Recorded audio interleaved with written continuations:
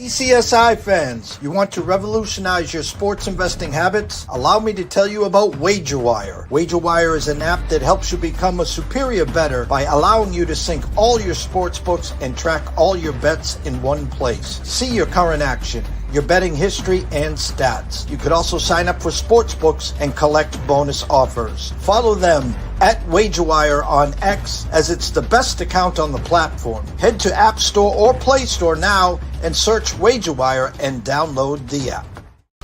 2,000 years long, we will never settle. Hard days, no way, with a heavy metal. No time, no fail, won't stop here. Like a torch to a flame when it burns hot.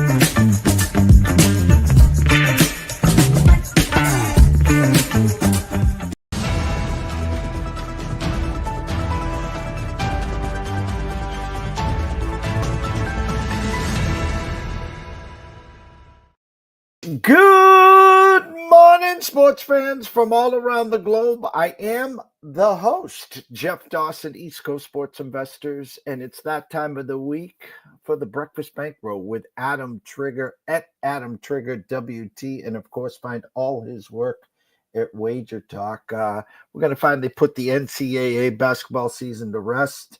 We're going to talk some day baseball, short slate for MLB today, basically a travel day there. So we'll get some picks and leans from Mr. Adam Trigger there. But around 11:30-ish, Mathew George, good friend and colleague at Sports Grid, at Sirius XM, producer, graphics editor, you name it, on this side wants to come on, and he does a lot of work in baskets and MLB, yada yada, and we'll be making his debut here, so we're super stoked here for Mathew George at around 11:30 or 11:35-ish. First and foremost, of course, a shout out to our sponsorships. It's WagerWire. Head on over to Google Play, download the app, it is free. Viva Tequila Seltzer, 6 flavors in all. The East Coast is cuckoo for coconut. And last but never least, AtlantaSteaksAndSeafood.com. Head on over there, place an order today. You could be grilling as early as Monday. So without further ado, Mr. Adam Trigger. What's up, Adam? What's going on, Jeff? How are you doing today? Basketball season put to bed. I had Houston on Monday, so that was disappointing. But aside from that, pretty good end to the tournament. I think I went like 8-2 or 8-3 in my last 11. So nice way. At least ended on, I guess, a high note. Although certainly didn't end on a high note because Houston +1 was a sort of a gut wrenching beat on Monday night. You know, I said it on earlier this week. I was a part of a survivor pool on Sports Grid, about 125, 150 people in there. I got to the Final Four. I had Florida. I had Duke available. I used Florida on Saturday. I get a check-in with 8 minutes to go, Duke up 10, saying, hey, just an FYI, if Duke holds on here, you're one of 3 to go to Monday. You're going to split a pool 3 ways for $3,500. And then Monday, when I went on to Sports Grid, he told me there was a fine print and you get points for seeds. I used UConn early against Oklahoma, so I got 8 points there. I was leading the whole pool. So if Duke just held on Saturday, just held on and won, I would have won $3,500 out of it. Yeah, I mean, if Duke just held on, I don't even know if I have a play in the final. I didn't play either of the Final Four games. You kind of get to this point, get to the very end of the year, and it's tough to find a ton of value. Once it was Florida-Houston, I thought it was a tremendous matchup for Houston, and it really was. They just didn't execute in the final couple minutes. That's what it came down to, and I think what did Florida lead for about a minute of that game total? Not even. So sometimes those go against you, but glad. Go ahead. The comedy of this is, and listen, I never used the C word in professional in college, nothing. I hate the C word. I don't use the refs word either. I guess during, at the 8-minute mark, Duke had like a 92% chance of winning, but you could see it, you could slowly see this thing coming. And I think the comedy of Saturday night and Monday is all the Houston people on Saturday applauding, like, look at the effort, look what they did the last couple minutes, was the exact opposite that happened on Monday. I mean, here's the thing. I got to be honest. At no point did I think Duke was going to lose that game. Like I didn't feel coming. Like maybe not until the Cooper Flag foul. And that was like really close to the very end. I will say this with Houston, Florida, like as soon as Clayton had that one little left-handed layup that he got fouled. And I mean, there was still probably like 6 minutes to go when that happened. Maybe like you could definitely feel it coming in the Houston, Florida game. No question about it. But Duke Houston game will still remain one of the most shocking results, collapses, but however you want to look at it, that game playing out the way it did, it is still absolutely mind-blowing to me. Like they're not the same. The Houston collapse, quote unquote collapse against Florida. Houston just couldn't close out a close game. That Duke Houston game, legitimate collapse like that you're going to hear about for years and years to come. I compared it to Buster Douglas beating Mike Tyson, not pre-flop, just how the game obviously finished, number one. And I compared it to 28-3 Patriots and Falcons, meaning that's how shocking I think that game really was at the end. Yeah. No, without a doubt. I mean, even when Houston was getting stops and cut it to like 6, I think if you were sitting there with a Duke -4.5 ticket, you were probably starting to think like, oh, well, I'm probably going to lose this. But I just don't. There was never a scenario where I just felt like Duke wasn't winning that game until they got flag on that little rebounding foul, and then I was like, oh, this is happening right here.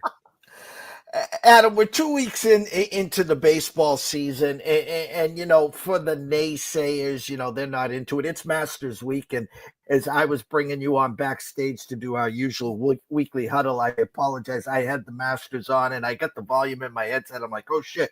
But the MLB scheduling can only do so much. And as you know, you're back east like me. It has been rainy and raw back here, east.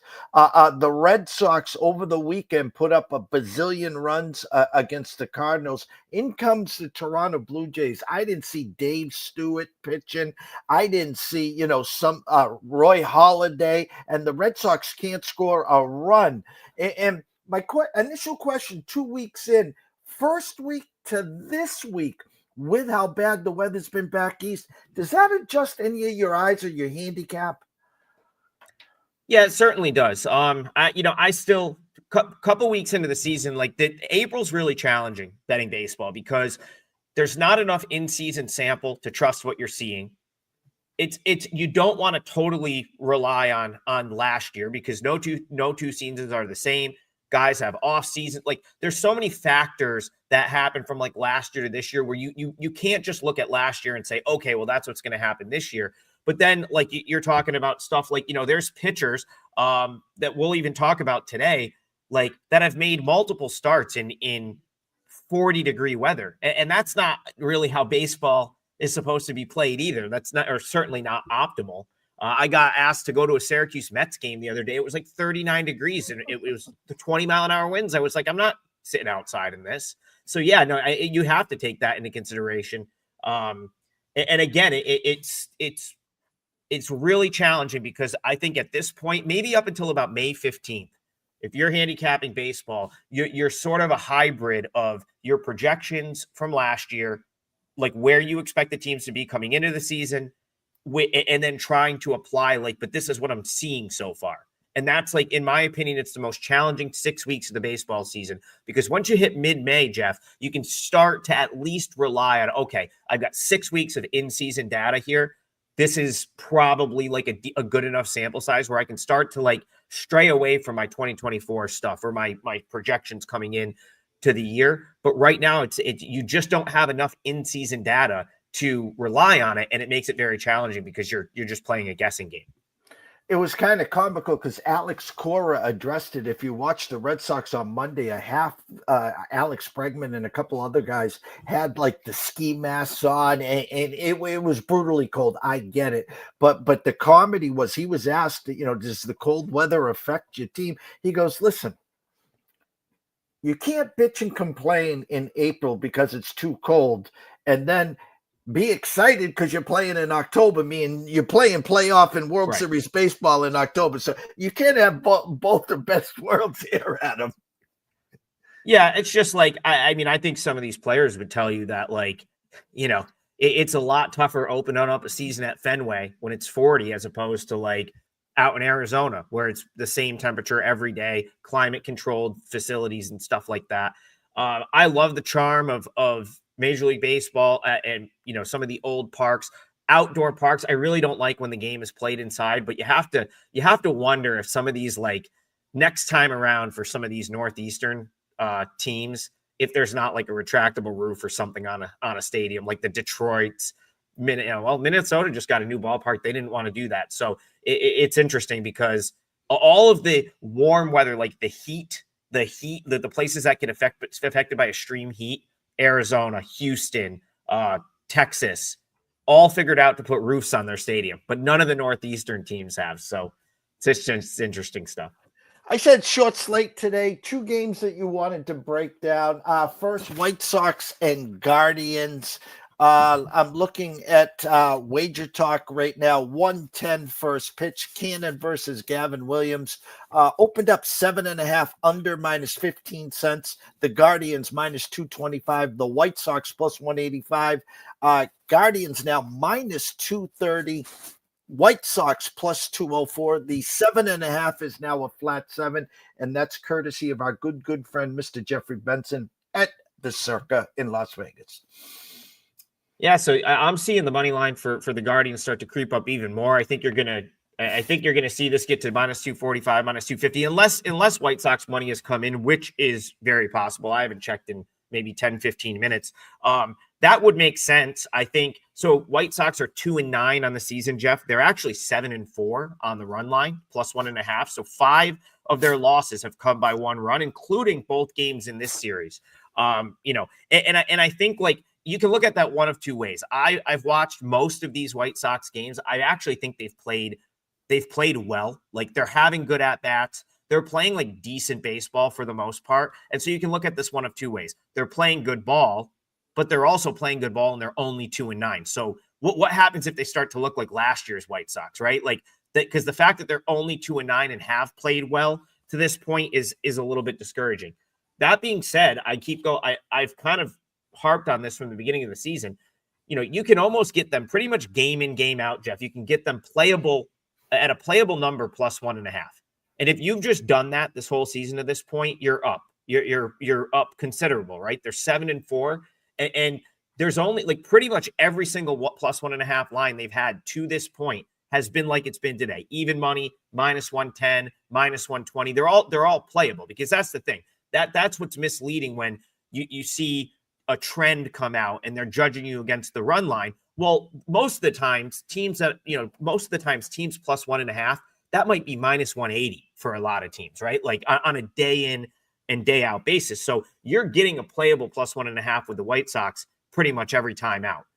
Today, they're going to go with Jonathan Cannon. I like this guy. Like, he's someone that he never made it to AAA in 2023. He was only at high A and AA. Last year, they started him in AAA. I think the expectation was to let him have a season down there, and that went out the window by about mid-April. So he was called up. He pretty much had to figure it out at the big league level. And so the fact that he was able to turn in a season, 4.49 ERA, 1.33 WHIP, was very impressive to me. And I've watched a lot of his starts. He's 6'6". He's a big dude. He looks like a guy that could be a front end rotation starting pitcher. He doesn't give up a ton of hard contacts, got a decent fastball. So it's like there's quite a few redeeming qualities there with Cannon. that makes him a guy that I'm interested in to play on. Like that's someone that I would want to back. I don't think he's just like up there. I don't like a lot of these guys, and we'll talk about a couple, in a later matchup, but like some of these guys get called up because there's lack of the better options. I don't think that's the case with Cannon. I think he belongs in the big leagues. He's a big league caliber starter, and you're still going to get like decent value on him. Now, on the other side, you've got Gavin Williams, and he's someone that in 2023, he gets called up. He's great. Like he's a former first rounder. So the expectation was there that he would be very good. Last year, he was completely derailed by injury. His season didn't get started until later. He kind of got like stuck down at AAA because they didn't have a place for him. And then when he got up to the big leagues, he just wasn't very good. And I'll attribute all of that to his injury that sort of derailed him at the beginning of 2024. I thought Williams was going to be a lot better this year because he had an offseason to rehab it, but through 2 starts, he just hasn't looked very good. The reality is he just, 2 starts against the Royals. He was like 5 innings, 2 earned runs, couldn't strike anyone out. And then last start gets knocked around by the Angels. I think he was out after the 3rd inning. That guy can't be minus 250, Jeff. Like that's just the reality. Like the Gavin Williams right now, until he shows that he can get back to 2023 Gavin Williams, can't be minus 250. And you had Emmanuel Clase has been used back-to-back games. Like let's just be honest. Like if Mike Tauchman doesn't blow his hamstring out rounding third base, Clase blows the save yesterday. They had him on the ropes. I don't even know if the Guardians would be comfortable using him for a 3rd straight day based on how much they had to use him last fall. So I don't think you see him today. And they also use Sewald and Gaddis. So you have Gavin Williams, who hasn't gotten past 5 innings yet this year and hasn't looked good. Potentially a Guardians bullpen down, maybe a guy or two, maybe their closer. White Sox plus 1.5 is making a lot of sense here. Even money right now. I think that's a good bet. And I wouldn't be surprised if that 2-1 came in today. This is probably where they snap their losing streak. DraftKings minus 258, Caesars minus 260. The one thing before we get to the next game, I know you do a lot of plus 1.5s in your baseball MLB plays. My question to you, is there a certain point where you take that run line and as Kelly, our good friend Kelly and other people, sprinkle a little beer and pizza on the actual money line when they're big dogs? So I personally don't, and that's just like the way if I'm going to use a plus 1.5 run line, I'm typically using it with teams like this where I'm getting it like even money, minus 105, minus 110, and like I'm not going to give up any of the equity to play the money line, right? Like it's just how I approach it. The reason for that, Jeff, is I'm not playing plus 1.5 when it's juiced like minus 130, minus 140. If I was going to do that, I would, because I would then do is just split the bet down the middle, essentially, kind of make yourself a plus 1, play half on the run line, half on the money line. If I'm going to play a game like this, now I'm not saying plus 210 is not I'm not saying that's a bad bet by any means. I'm just saying personally in this case, I would want all of my bet on plus 1.5 even money, because there's things that are built into the plus 1.5 that you don't get with the money line, right? Like in this case, you get the visiting team, which means you're going to get an extra at bat. The Guardians are going to essentially have to cover the minus 1.5 in 8 at bats, because the only way they're batting in the 9th inning is if they're tied or trailing. And you would take that with a plus 1.5 any day of the week. So like, to me, like, no, I'm not going to put anything on. I haven't bet, full disclosure, have not bet this one yet. If I was going to bet it, it would just be that White Sox plus 1.5. I personally would not play anything on the money line. I'm not saying that you shouldn't, though. And again, if that's how you bet and you do play some of the bigger money lines, I think White Sox plus 210 should be in your portfolio today, because this kind of profiles as a spot where the Guardians are just not at their optimal strength. And those are the types of minus 250s that you want to fade when they're just not at like optimal strength. No, I agree 100%. The other game you're looking at is Brewers and Rockies.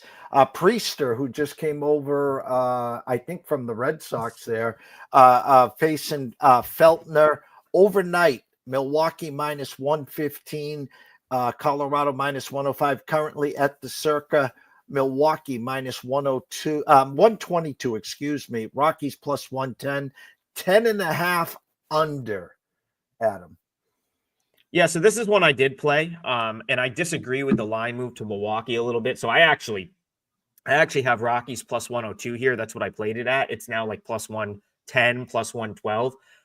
Not concerning at all to me. I really don't worry about line moves in baseball. For example, like yesterday I had Oakland A's minus 115. That went off minus 140 and it still lost. So I really try not to I try not to like, worry about like a line move. I just try to stick to my handicap when it comes to Major League Baseball. And so I'm not really worried about the Brewers taking money. The reason I like that. So let's just start here, Jeff. I want to pull something up from past seasons. I made a rule for myself coming into this season that I was going to try to find my way in with the Rockies in every home series that they play this year. Like there's got to be one good spot to back them at home in every series. And I nailed it the last series. The only game I played them was Sunday against the A's. They won 12-5. It was their only win in that series. And I'm hoping to do the same here and have them avoid the sweep here. Why do I want to do that? Because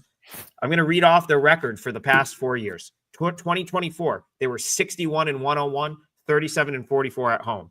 The year before, 59-103, but they were 37-44 at home. 2022, still as bad, 68-94, 41-40 at home. So that's 94 or more losses in 3 straight seasons, yet they're almost a 500 team at home. And if you go back to 2021, where they were marginally better, still a losing record, 74-87, they were 48-33 at home. The home road splits for the Rockies are pretty substantial.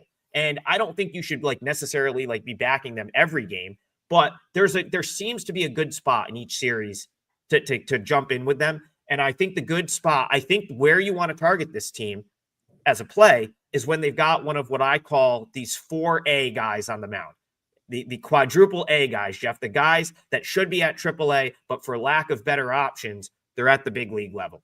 I think Joey Estes is that. That's what I played against on Sunday. And I think our guy Quinn Priester might be that. I had higher hopes for Priester, like when he was in the Pirates organization. But and I still think that there could be upside there. Who knows? Maybe the Brewers kind of figure him out, unlock his full potential. But if we're just going to judge Priester on what he's been to this point, he's a 4A guy, right? Like he's a guy that tends to throw it okay in AAA. The second that you call him up, he gets just obliterated. 7.74 ERA in 10 starts at the big league level in 2023. 5.04 ERA in 10 starts at the big league level in 2024.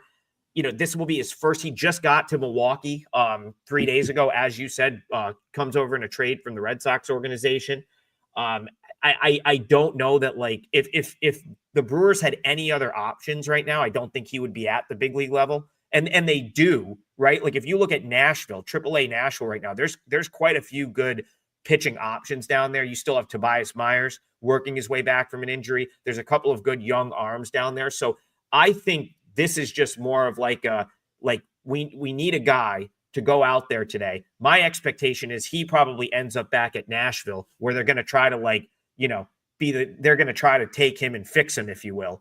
And I think he's just going out to do the job today, right? Like he's got 21 big league starts under his belt. I think they said, hey, can you go to Colorado and pitch today with knowing that he's probably going to end up back in AAA. That's just not a guy that should be favored on the road, in my opinion.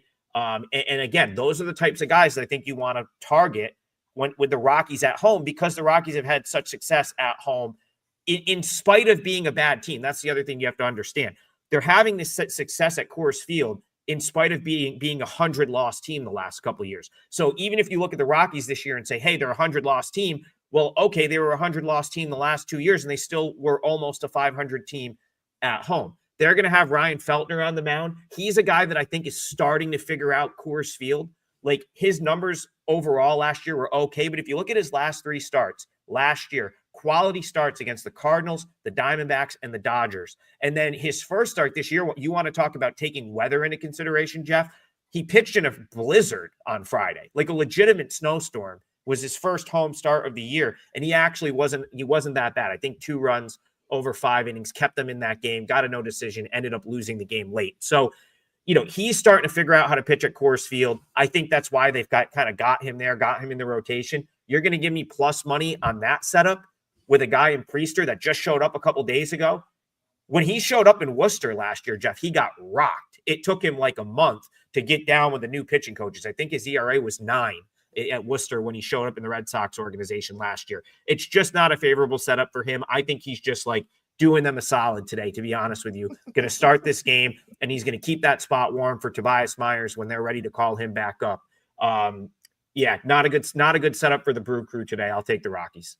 I love where your eyes are, especially on that one. Thursday, a tough day, especially when you win the first 2, and your bags are already packed. You're getting ready to take off and leave and hope to get to warmer weather. So great job there as always. The scroll has been going the whole time, Adam, at Adam Trigger, WT, of course, on Twitter, at Wager Talk, WT.buzz/AT. Tell them what you got, Adam, at Wager Talk. Yeah, so 7-4 start to the MLB season. I'm happy about that. Always doing Asian baseball, Korean baseball specifically. I don't play NPB. I play some AAA as well. So that you can always find at Wager Talk.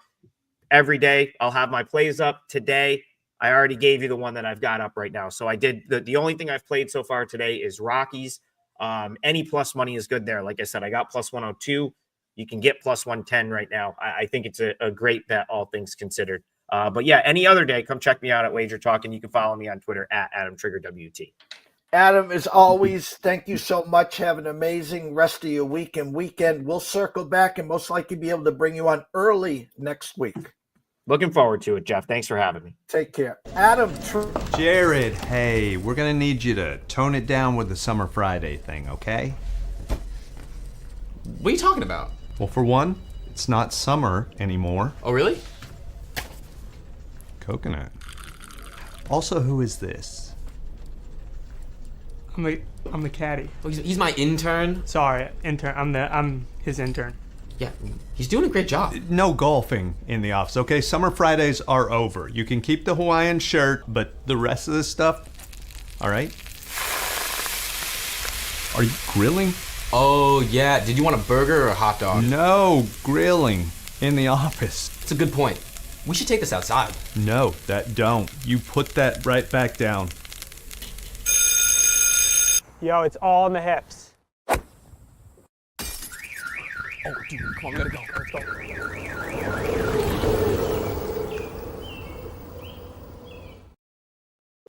Well, it's time.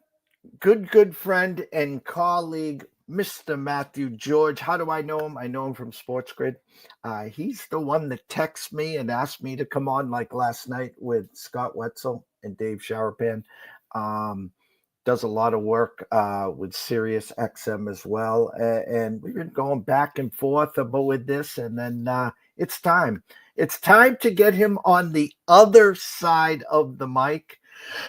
It's time to hear his wealth and knowledge when it comes to sports, because he's got plenty of it. And we're super stoked and excited to have Mr. Mathew George make his ECSI debut. Mathew George.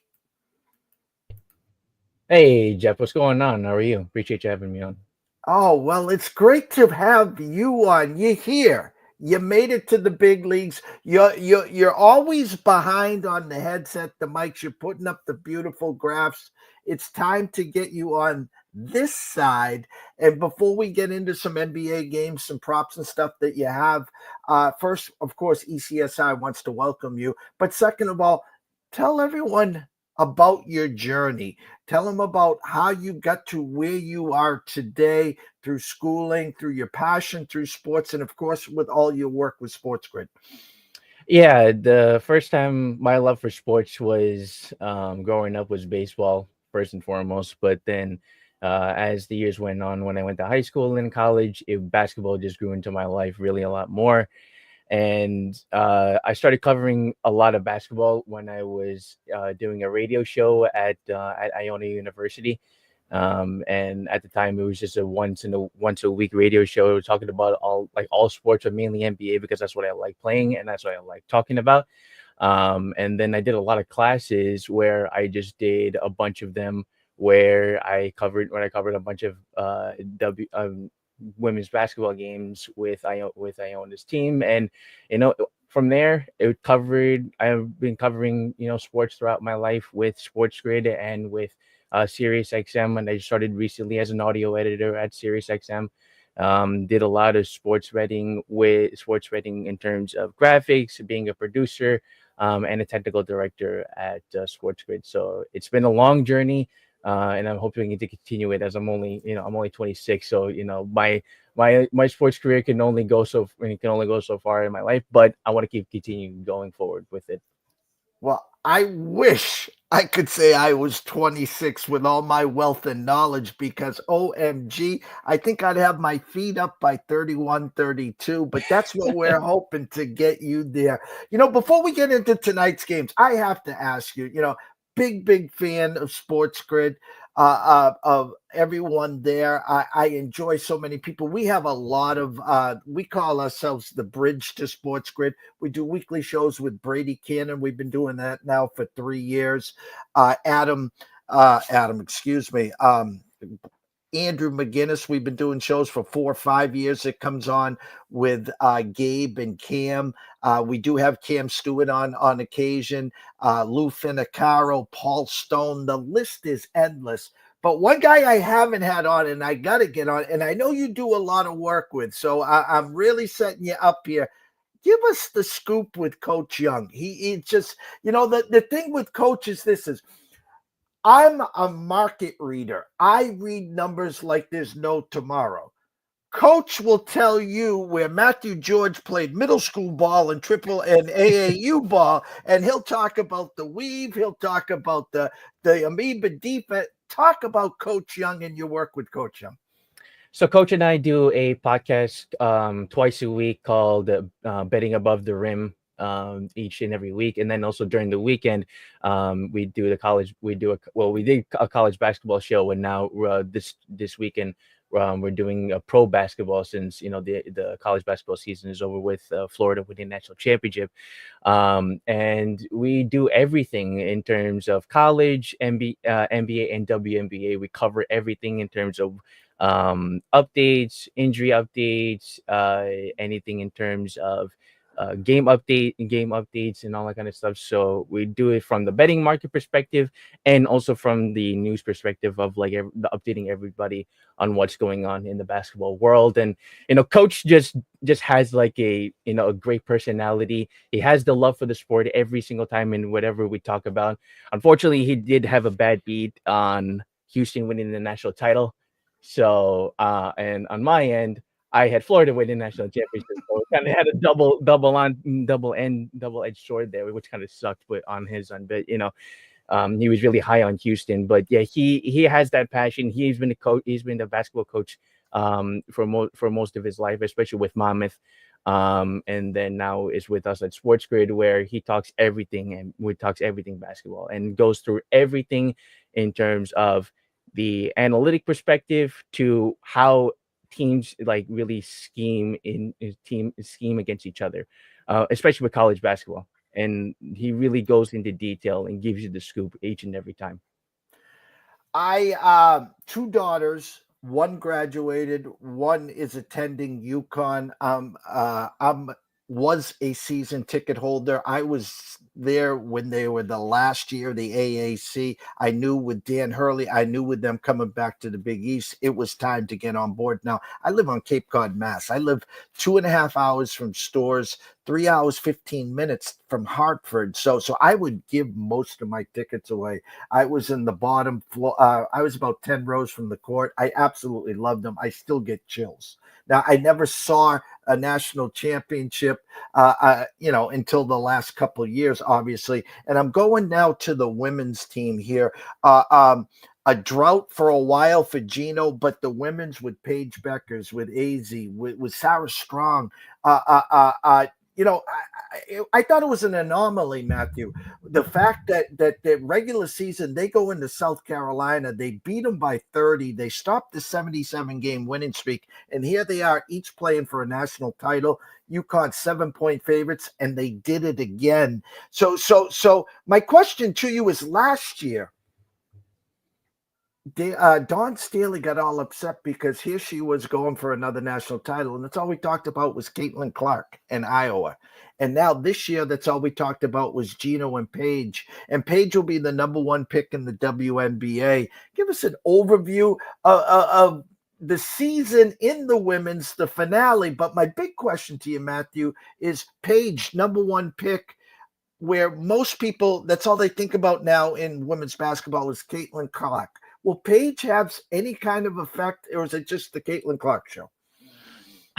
It's tough to say, Jeff, because when people were watching Caitlin Clark, it was just like dynamic. Like everything was about her because she was making shots from everywhere, especially from three, as we know. Especially when she went with Iowa, and she's still doing it in the end with the end of Fever. But I think the narrative is changing to where it's all about how Paige's legacy is transitioning from UConn to the pros and see how she does there. The same story can be applied to Caitlin Clark, but I feel like in Paige's sense that she went through so much scrutiny, so much criticism, and especially injuries, as you know, that where she had those ACL injuries and kept her out for 2 years. I think it's a different story with Paige Beckers. Now, obviously, the viewership is a lot different when it comes to Caitlin Clark and Paige Beckers. It was a big difference. Caitlin Clark took it by double digits in terms of millions of views. But I mean, just watching Paige just in general this year was just outstanding.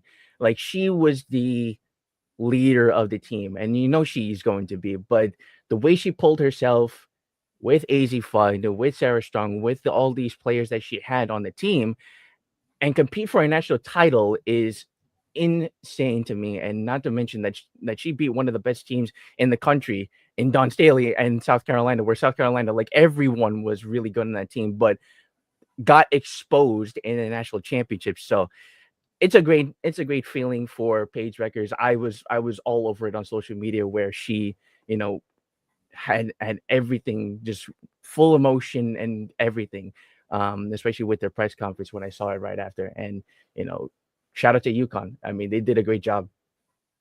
I have to ask you this. The women's tournament took a big hit when Juju Watkins from USC went down. I was watching the game and she grabbed the knee right away, and I just cringed because I had flashbacks of Paige the first time. And the second time, it was like a 30-point lead, 30 seconds. They were just dribbling the clock out, and Paige just fell again. She went through COVID as well. Am I crazy to think that Juju could actually be better than Paige long term when it comes to the WNBA? Oh, and the WNBA, yes, because here's the thing. There are two different players in terms of how they play. Paige is more of a scoring passing first, but also scores a lot. Like she can score from the mid range like crazy. Juju could do everything on the floor where she can block shots, she can steal the ball, she can play absolutely great defense, and also score the ball as well. She's not particularly well. She doesn't shoot particularly well from three, but she can shoot it. It's a different perspective with Juju especially when she comes back from an injury, and I hope really she does come back after tearing ACL, and it really did suck seeing her like just aggravate in pain with that injury. But I hope she comes back and really sets herself up for a professional level, even though she's already getting the money, like what, NIL money and sponsorship deals from Nike and all that kind of stuff. So she's already got her money. Like she doesn't have to worry about that for the rest of her life anymore anyway. All right, let's step into the hardwood. As you see, I'm high above courtside now with the Celtics. They're looking to obviously repeat. It looks like a two-horse race.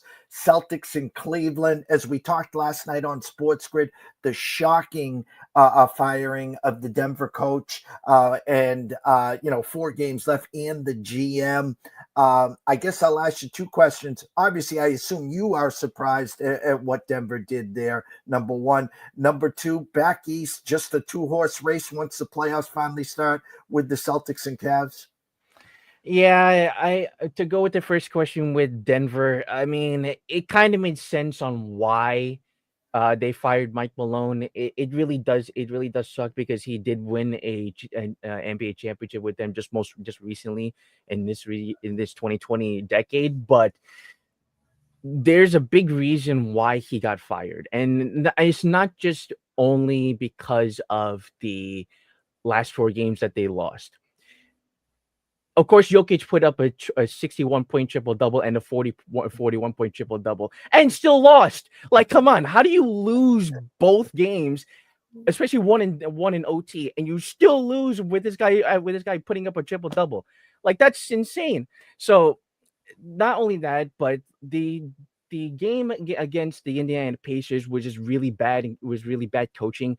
The guys were not getting back on defense. They were just not rotating properly. I saw a video last night on TikTok, just like a guy breaking down that game more specifically, and you can see that Mike Malone wasn't actually giving his team nor specifically Nikola Jokic any type of motivation to play any defense. So that's why they lost that game specifically. And in terms of the Cavs and the Celtics, like a foot race between the two. It's seeming like the Cavs are going to definitely take it and also take the Eastern Conference, because that's what I feel. They've been doing so effectively well with Kenny Atkinson to where they can't seem to lose. Not to mention that they're 63-16, obviously, as you see at the record. But you know, everything that they've done it with every one of their players. Donovan Mitchell, even though he's out tonight, but he's been doing well. He took a dip on his average on points per game, but that's because everybody else is playing well, so he could just distribute the ball and let everyone else cook. So everyone on that team for the Cavs, I think, in my opinion, is going to be the team to beat. Even though the Celtics are the reigning championships, your Celtics are as well. So, but I think it's where it's looking at in the Eastern Conference. West, the Wild Wild West. OKC gets knocked off last year by Dallas. Dallas, a 5 seed, eventually plays the Celtics, and of course, we know the Celtics win. OKC, the prohibitive favorite. The Lakers make that stunning move, trade Anthony Davis. They get Luka. They're cooking with Crisco. They're going to be a problem there as well. And then, Steph Curry and Golden State said, hold my beer. They add Jimmy Butler, and they've been playing they were playing till last night, playing phenomenal, leading up to that. OKC, Lakers, Golden State, are those the three to look out for coming out of the West, or do you got a Cinderella story out West? I do agree with that. I definitely look out for Golden State to make some type of a run. Again, as we know, it's around 14-3 now since the Jimmy Butler trade, and that's not including Steph or Jimmy Butler being out for one of each game. But I definitely be a dark horse in that dark horse, not just because I'm a Golden State fan, but just like this team is doing so well with the addition of Jimmy Butler. OKC, I need to see how they do in the playoffs. The issue with them is that, okay, of course, that SGA will do his thing, but it's also the other guys. Can Jalen Williams play both defense and offense? Can Chet Holmgren actually stay healthy on the court? He hasn't been doing that for the past couple of seasons. So that's going to be a major factor in how well they can do in the playoffs. Because once playoff time comes, it's really going to click. The one thing I will say, and I agree with Coach Young when he said this on our podcast, don't be surprised on Houston making a run. And I know that Houston has sometimes a flaky team where they can't really shoot well because they don't have like good shooters. Freddie VanVleet can sometimes shoot the ball well. Jalen Green is more of a scorer, a 3-level scorer. But the one major factor is Alfred Sengun. He is like what coach calls him, a mini Joker. And I agree with the same thing as well, because he could do everything on the floor. The only thing he can really do is shoot the three, but he doesn't really need to, because he could just stay in the paint and just post up and just do whatever he can in the paint. So Houston, I think, is a sleeper pick that you should be taking a look at in the Western Conference. I would absolutely love it because if you ever got a Celtics and Houston, Ime would be coming back, of course, and That's a good point. I would love that. And I've been saying this now for a couple of years. I know Jaylen Brown has that max supermax contract, but he's got an out after next year, and I know he would like to try to be an alpha, and I know he wants to play with Ime. So keep your eyes open for that. 3 games that you got some information on for us. Cleveland at Indiana overnight. Indiana -9. Obviously, looks like Cleveland's sitting everyone with a 229.5 overnight. Now 9.5 with the 233.5. What do you see there, Matthew? Well, in terms of Indiana's perspective, there, I'm going with Tyrese Halliburton to record a double-double, and also get 2+3s at +122. In the month of March, he, except for 2 games, in the month of March, he's gotten a double-double every single game, and including 4 out of his last 5 games. And I'm also going to do 15+ points at -192, parlay that with 10+ assists at +146. Reason being is because that he's gotten 15+ points, 10 out of his last 11 games, and then 10+ assists, 8 out of his last 11 games. So you can see that Tyrese Halliburton on the floor, he's a major factor for this team. He's one of the all-stars for this team, of course, but you know that he could be a distributor for this team no matter what he could, no matter what he does on the floor. The key factor for this game tonight, especially, is that there's no Donovan Mitchell. He is out with an ankle injury, so that can set the stage for Tyrese Halliburton to do a lot more on the floor in this game tonight. So, and I also expect Indiana to win as well because the key factor of no Donovan Mitchell tonight. Well, we saw it last night. Celtics were like 8-point underdogs to the Magic. They had just beaten the Knicks at New York the night before. They sat the whole cast. They didn't even break 80. So I like where your eyes are there, of course. New York at Detroit overnight. Detroit -4.5 with a 224.5. Now at the Circa, Detroit is now -4 with a -5 cent, meaning the next move probably to 3.5, and it's 3.5 across all the other books I'm looking at with a 229.5. What do you see here, Matthew? I'm taking the Knicks here. Besides, I know that the Knicks are on the road and they had a tough loss, as you said, with the Celtics. I think that they still come out on top. Of course, no OG Anunoby to create a more defense for this team, but I'm gonna also look at Jalen Brunson as well with 25+ points, and with 22+ points at -158. Parlay that with 6+ assists as well. He's gotten 25 points in 4 out of his last 5 games. Of course, he deals with his injury, but still, he's a grid scorer no matter what he does on the floor. And I'm also going to go with Karl Anthony Towns on a double-double at -550. Parlay that with 2+3s at -125 because double-double machine will always be a stint for Karl Anthony Towns, and that he's gotten 2+3s in 10 out of his last 18 games. And he also shot 4 out of 9 from 3 in his last game against Detroit, and the first game of the season against Detroit was 3 out of 6. So it seems pretty obvious that he's going to be on the top of the key with Karl Anthony Towns to be able to shoot that ball. So I'm expecting for both Jalen Brunson and Karl Anthony Towns to do something well tonight. And last game on the docket for you, Minnesota at Memphis. Minnesota opened up 1.5 with a 232.5. Now Minnesota -2 with a 230.5 at Memphis. This is going to be a very, very tough matchup because obviously these two teams are going to be both sitting at 47 and 32 with Memphis, and then 46 and 33 for Minnesota. And it's going to bunch up between who's going to get the 6th seed, who's going to get the 7th seed and 8th seed. So this is a big matchup for both teams. But on my end, I'm going to go with Anthony Edwards on a parlay at +150 with 25+ points and -235, depending on where you do your shopping as well. And -130, 310 for 1+ steals, and -265 for 4+ assists. Parlay that to my +150 because he's gotten 5 straight last 5 straight games, he's averaged 25 plus points. And also in the month of March, Anthony Edwards has averaged 26.6 points per game. He's gotten a steal in 4 straight games as well. So that's going to be an easy no-brainer.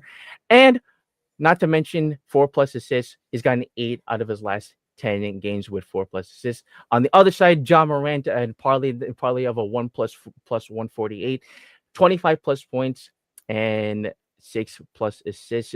He's gotten 10 out of his last 9 out of his last 10 games with 25 plus points, and 10 out of his last 11 games with 6+ assists. So it's simply a no-brainer for this one. I would honestly parlay this all together, and it comes out to depending on the numbers, at a plus 522 parlay. I think that's the best one for tonight.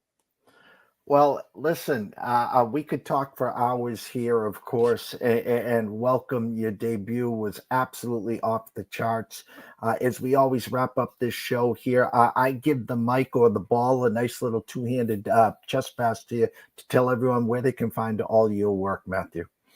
Yeah, so I'm on Twitter at @SergeantSlam_sports, so SGTS_LAB_sports. If you want to look at that, I've been starting to do a lot more on social media, and just check us out on Sports Grid as well. Throughout the entire week, I do a show 8 to 10 p.m. on Tuesday and Wednesday, called In-Game Live Game Day with Scott Wetzel and Dave Sharapan. As you see, Jeff Dawson also comes once a week as well. So be tuned into all of our special parlays and bets throughout each week. Well, everyone, Mathew George, go follow him at SGTS_SportsLab on the Twitter or X, whatever we're calling it. You can check all of his amazing work behind the mic. I hear him in the headset all the time, of course, at Sports Grid and SiriusXM. Check out his podcast, of course, with Mr. Coach Young. 3 p.m., Fight Night Fortunes with Lou Finicaro, UFC 314 in Miami. We're going to get jiggy with it. So, everyone, thank you so much for all the love and support. We'll see you back at 3 o'clock. Enjoy the afternoon, and we will see you soon.